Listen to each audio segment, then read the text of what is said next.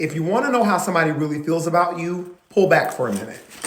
Okay? Now, this is a very foolproof, I will say, test to see where people's hearts are. Let me set it up at first. We love people. And especially when you're a very open, loving, generous person, there are people that are within your life that you would do anything for.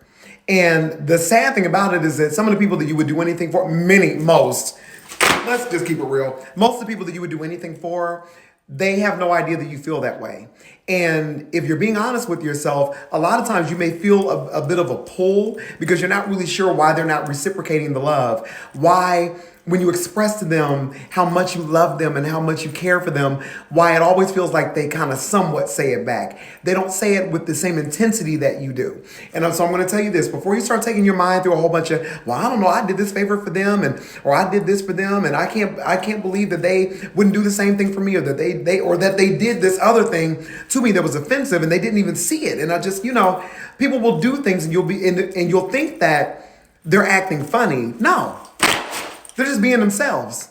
Like nephew just put a post up the other day that says that it's not that people are changing on you. Your lens is clearing up. And when your lens clears up, you see people very differently.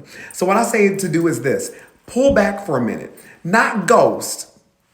Pull back for a second and see if they come to you. I will never forget this. One big old lovely nugget that nephew's mother dropped on him when he was a kid. She said, let people come over your house sometimes.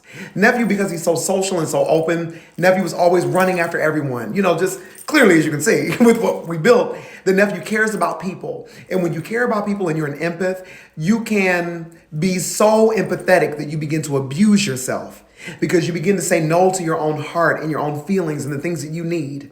So in order to make sure that you're protecting your soul, pull back for a little bit. If you pull back from the person that you're questioning and they don't question why you pulled back, that person was not for you. That person really doesn't see it for you. That person really doesn't care for you like you care for them. It does not make them a bad person. But what it means is it is time for you to shift your priorities back to yourself. Put more focus on your happiness and your standards. I always keep saying it. Come out the group chat. Stop falling into groups where the understood norm is that we have to hang together. Because when you do that, you can have a false sense of loyalty from people. Pull back for a second. When people start moving funny, just pull back for a minute. If they don't come back to you, again, doesn't make them a bad person, but that means that is someone that you need to relax your passion with. And ask for discernment to know who should you give it to? Who actually deserves your time and your attention? You'll be really surprised. Walking alone can hurt, but I'll tell you, if you trust it, you're going to get a lot of mess out of your life. A lot of things are going to become very clear. Pull back for a minute and you're going to learn a lot. I love you. Have a good day.